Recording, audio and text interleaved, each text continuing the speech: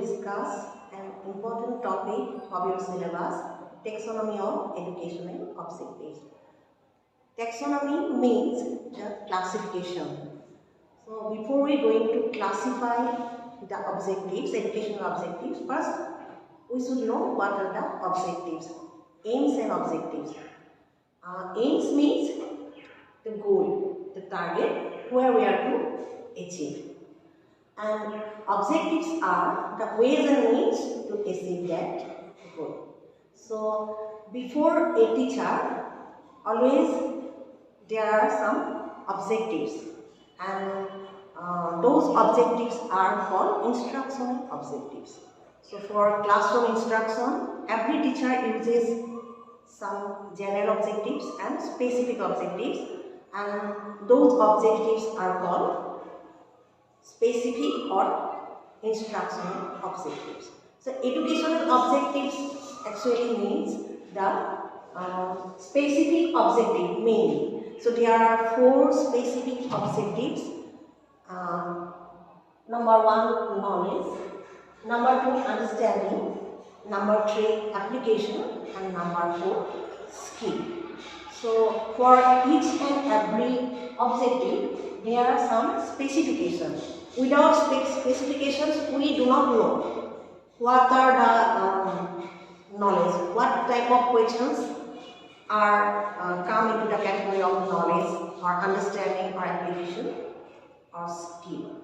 So first we are to learn the objectives. First, knowledge. Objective is knowledge and specification.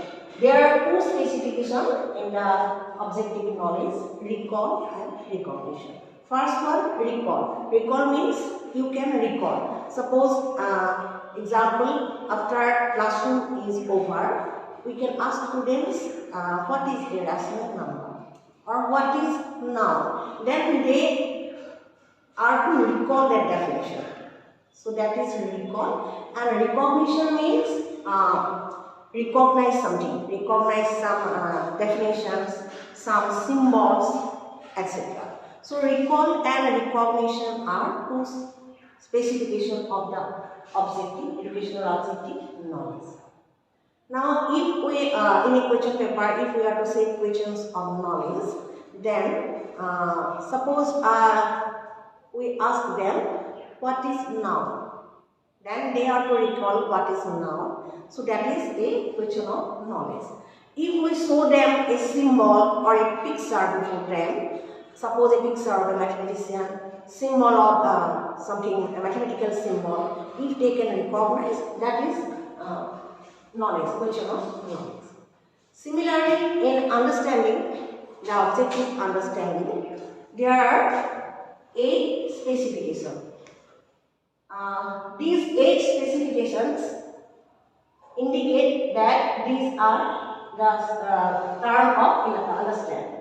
Suppose noun. If we ask students then what is noun, then we ask them give one example. So citing example is a question of understanding. That means specification of understanding is citing example or give illustration. If we ask the students what is rational number, that is a question of knowledge. But if we ask them give 2 examples of rational number, that is a question of understanding. So citing examples is a specification of the educational objective understanding. Similarly, another specification is detect and correct errors. If we can detect any error and we can correct it, that is a specification of understanding. That is, if student can detect any error. Suppose if you ask students then what is rational number, then they answer that a number which is in the form of p by q is called a rational number. At the same time, another teacher asks another student, is it correct? Is this definition is correct? Then the student answer that no sir, this is wrong. How this is wrong? Then he said that a number which is in the form of p by q and which can be expressed in the form of P by Q, where P and Q are integers and Q not equal to 0 is a rational number. Then that student can detect and can correct the error in the definition. That is, if a student can detect and correct error, then that means the student can understand what the teacher is saying. So this one is an important specification of understanding. Third one is compare concept. If a student is able to compare two concepts, then this is also a specification of understanding. If student is understanding what teacher is going to say, what is the comparison between the two concepts. Next one, discrimination between closely related concepts. The concepts are actually related. Every concepts are, there is a relation between these two. If student can discriminate, because we are teachers, we are going to teach them, we are to learn them how to discriminate, how to compare concepts. So if they can discriminate, they can find out the differentiate or find out the differences between concepts, that is, and the student is understanding. So this is also a specification of understanding. Next one, classify data as per criteria. One criteria is given and students are to classify. Suppose they are given the numbers from 1 to 100. Students are asking they classify the even numbers. Suppose even numbers. Then they can classify. If they can classify, if they know the definition, then they can classify. So if they can classify data according to the criteria, that means students are able to understand what the teacher is going to tell them. Is it? Next one, find relationships among the given data. There are some data are given and students are asked to find relationships. They can find out the relationships among the given data. If their concept is clear, then they can find out the relationships. So that is also one of the important specification of understanding. Next one, interpretation. Mainly interpretation is used in mathematics method or mathematics subject.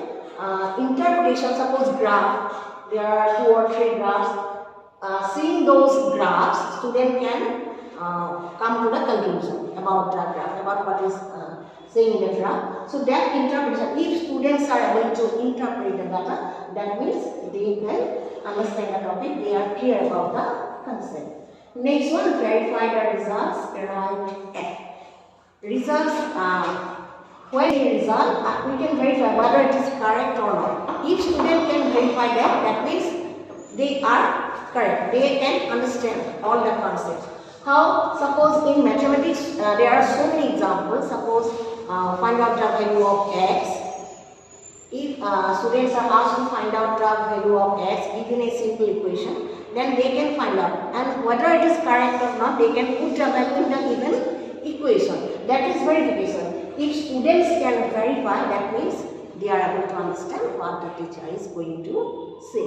So as a teacher, in front of us there are objectives and we are always trying to fulfill those objectives. That means we want that students have knowledge, we can give knowledge to the students, we can make them understandable about our topics. So these are the specifications, and if they can they remember all these specifications, they can understand what actually what the objectives are.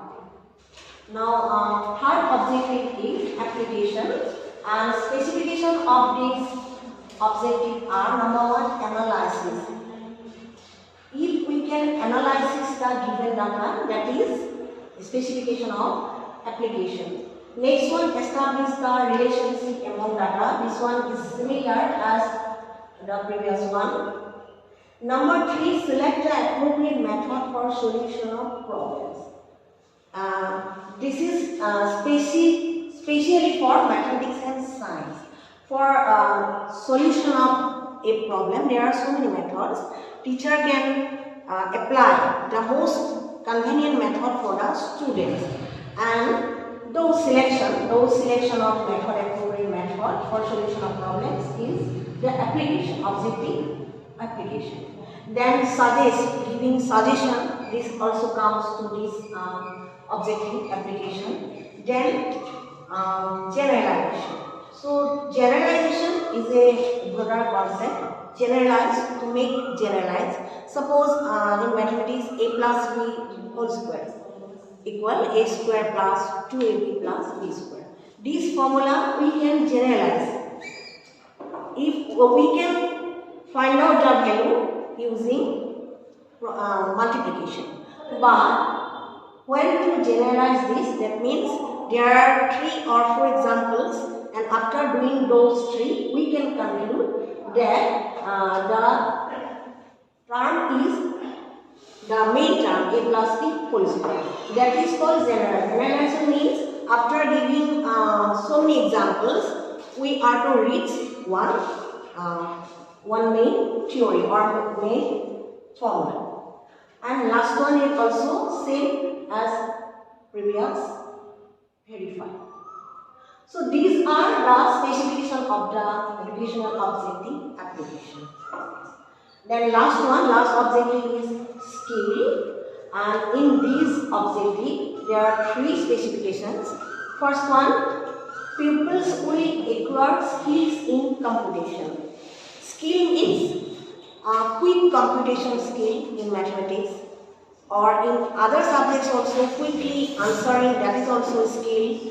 Quickly writing answers, that is also a skill. So quick computation is the specification of the objective skill.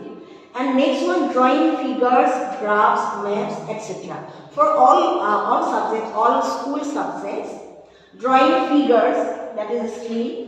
Drawing graph in mathematics, drawing maps in geography.